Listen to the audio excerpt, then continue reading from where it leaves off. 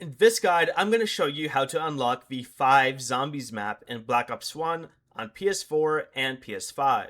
This is Miguel from Just Boz, and before we get into this guide, make sure to like the video and subscribe to the channel with all notifications on for more content like this. It really does help out the channel and we'd greatly appreciate it. If you have any questions, just ask them down in the comment section below. I'm going to be doing my best to reply to every single comment down there.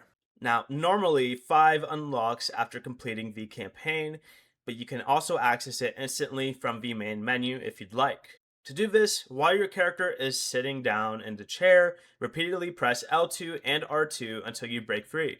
Next, you're going to want to walk behind the chair to this computer over here and hold square.